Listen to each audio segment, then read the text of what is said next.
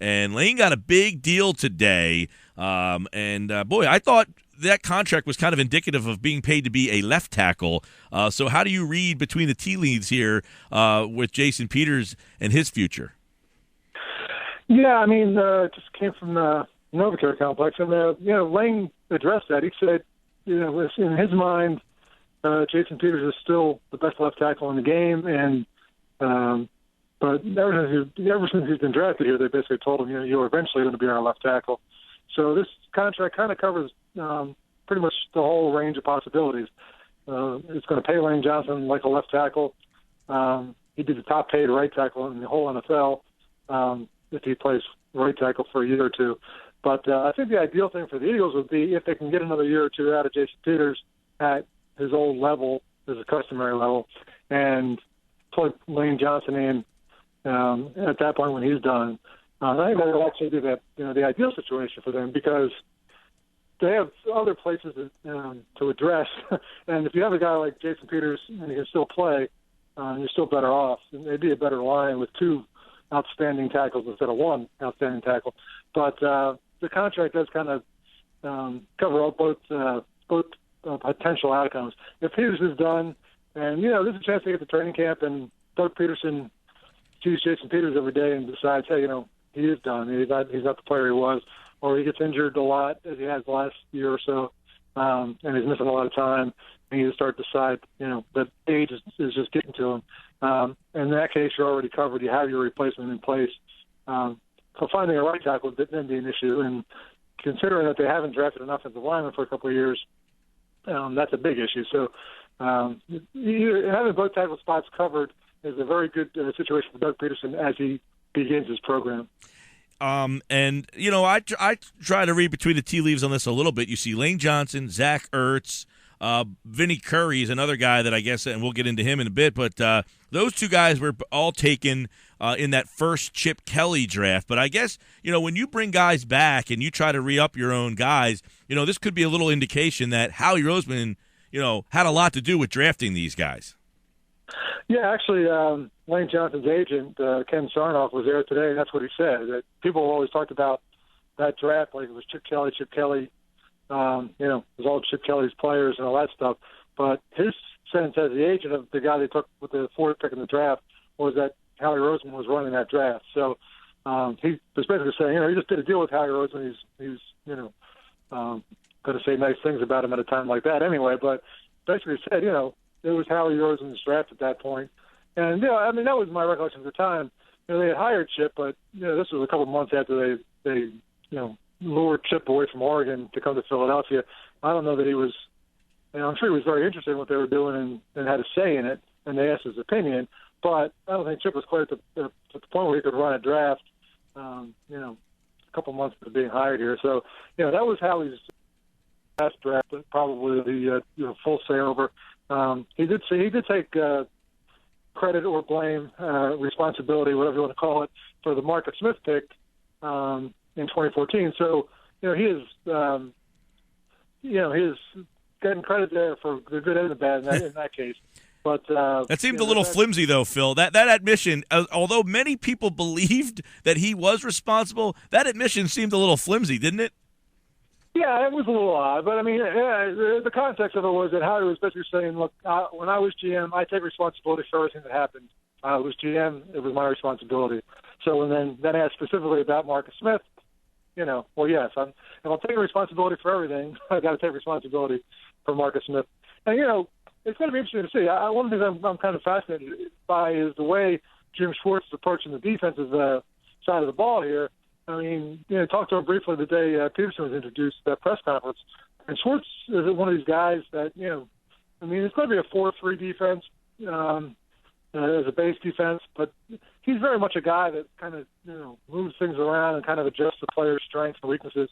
It'll be interesting to see what he looks at when he sees Marcus Smith. If he sees a guy that can rush the passer as a stand-up defensive end or a guy that can get to the quarterback some way, if he's used differently. It's possible that Marcus Smith could end up being a player in a different system and used differently by a coach who doesn't have anything to lose. He's not going to, Bill Davis saw him and trying to wedge him into the 3-4 scheme. He didn't really fit that very well.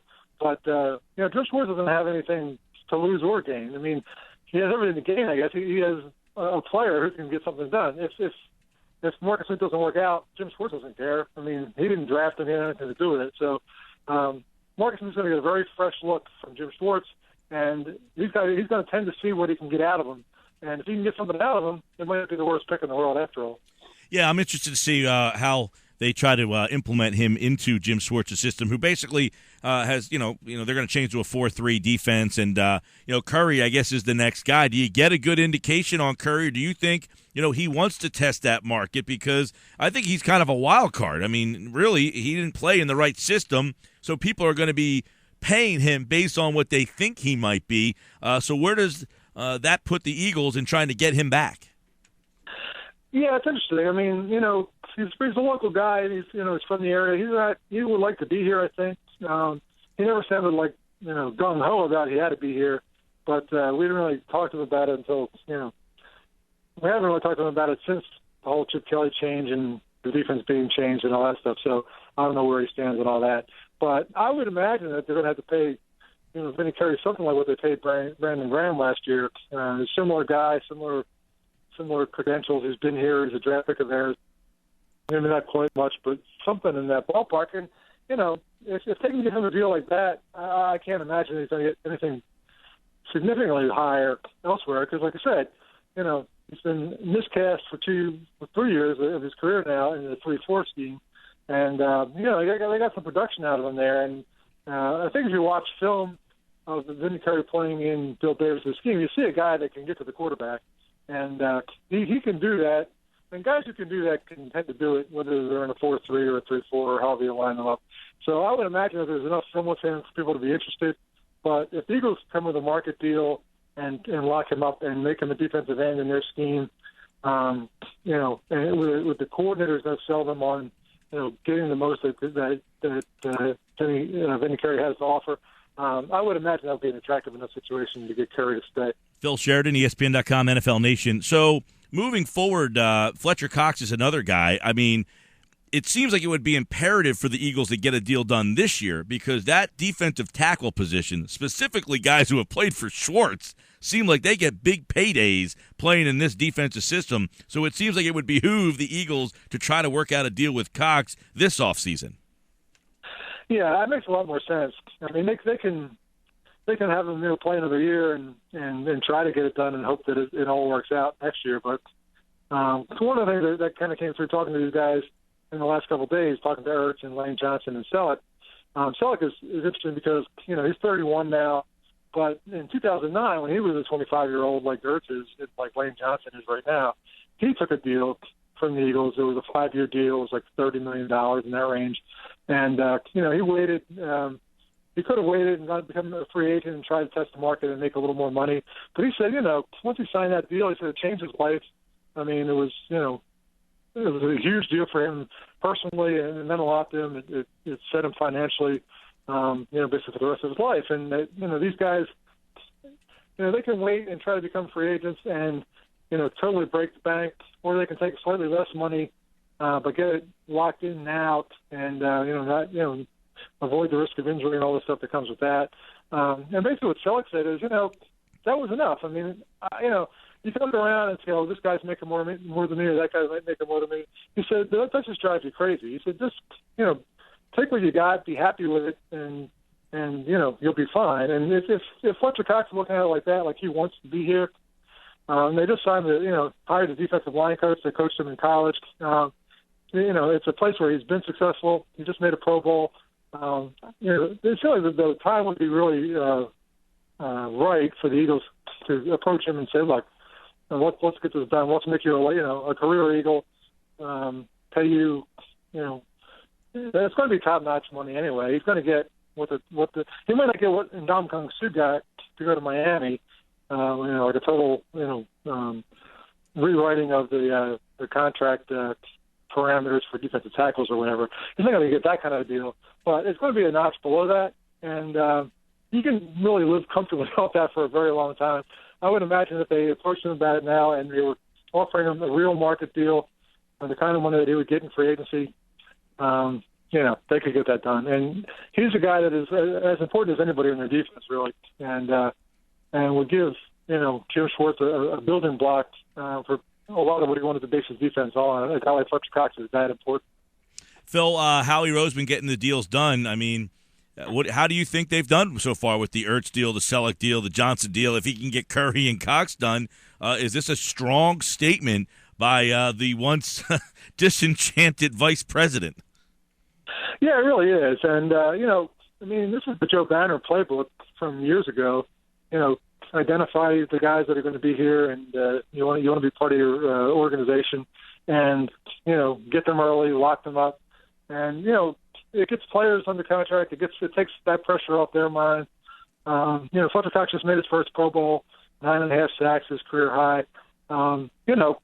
That's a good year to come in and get a contract done, but he's a guy that wants to be a great player no matter what. He's, most of these guys are driven that way. But, he doesn't have to go into next year if he signs a deal like this. And Zach Ertz doesn't have to go into the next year worrying, boy, if I have a bad month or if I get hurt and I'm not quite as good, maybe I'm going to be effective for the rest of my career, because my contract's not going to ever be right. Once you get that deal done and you're signed and you're going to be an Eagle for however many years, it just takes a lot of pressure off players. It lets them just play more freely and without so much worry.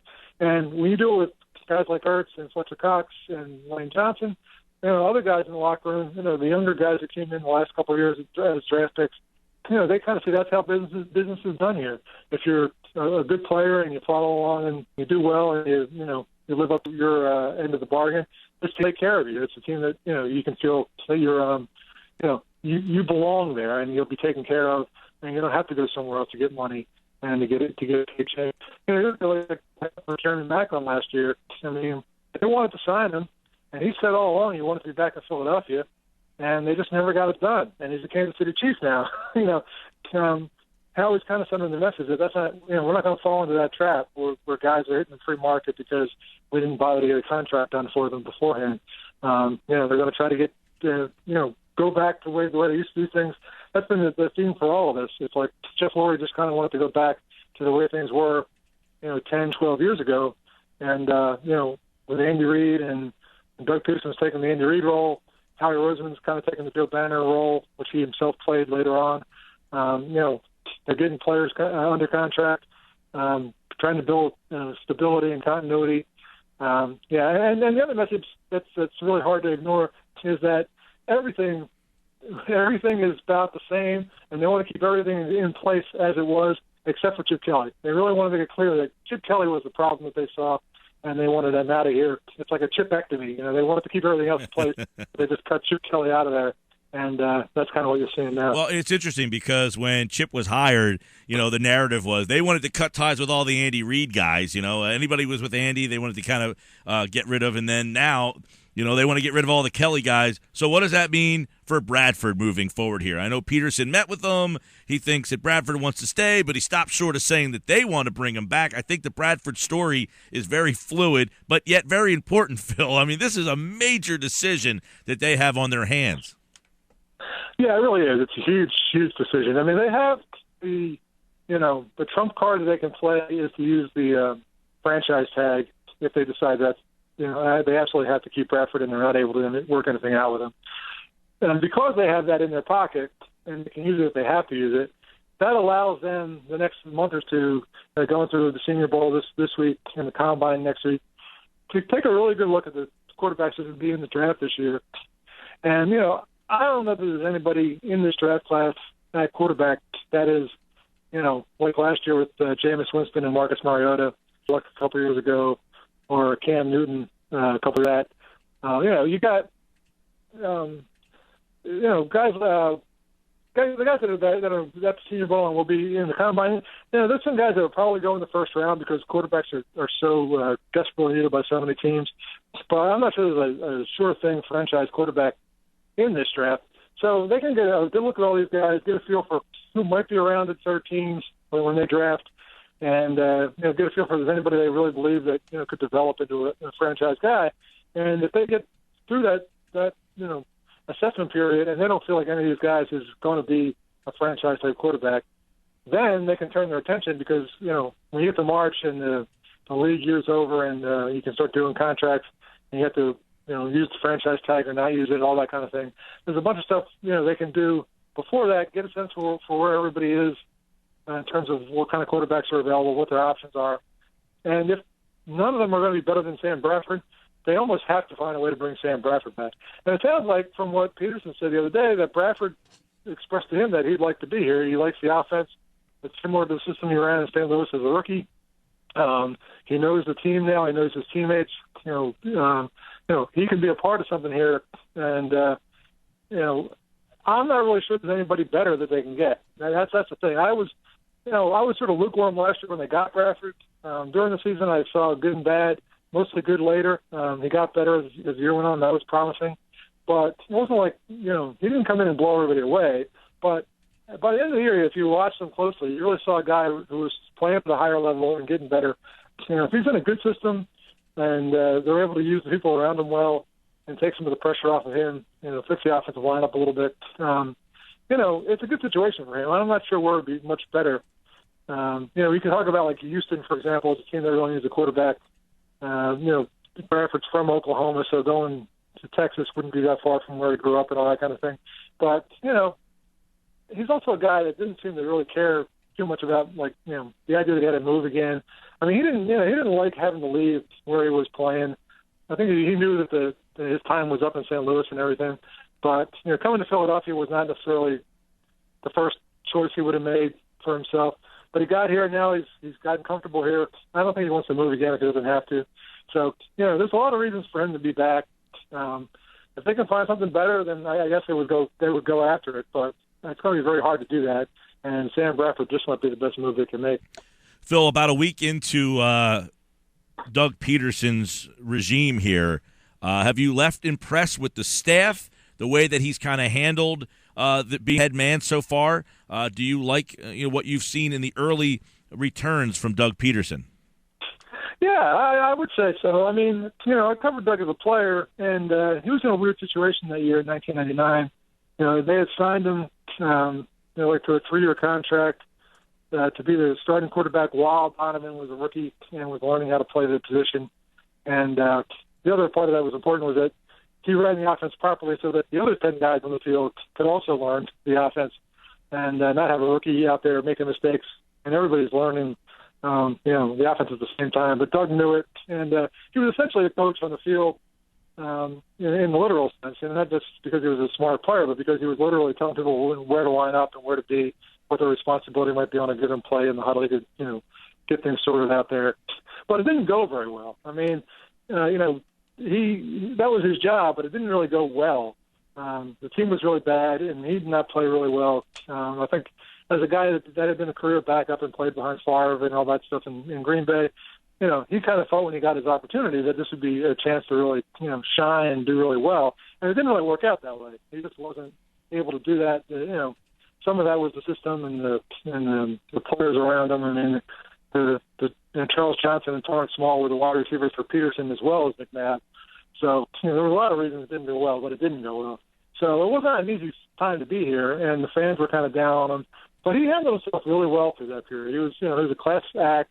And, he understood what the situation was, and he accepted it, and he handled it pretty well. And then he was gone, and then all of a sudden he's back as head coach, and, he's the same guy. He's really, it's kind of striking that, he hasn't, with Chip, I mean, I'm sure Chip is the guy that he always was, everywhere else. But when he got here, the sense of Chip was that, he was just a difficult guy to kind of, get your arms around. It was, he's kind of a prickly kind of a person. That's just his personality. That's who he is. Peterson's a really genuine guy, nice guy, and he's exactly the same guy he was as a player. And, some of the guys are talking, guys like Selleck and Lane Johnson who are just meeting him and getting to know him a little bit, knew him before when he was a quarterback's coach here. But Lane Johnson had never met him. And they're pretty impressed. You can really tell that the players liked where he's coming from and what he sounds like and how he wants to run things. And, guys who just played for 3 years for Chip Kelly, they kind of like to change. So if Peterson's having that kind of impact on the players, that's a good sign for what he can do here as the head coach. We shall see the free agent period March 15th. Of course, the draft season is opening up with the Senior Bowl this week.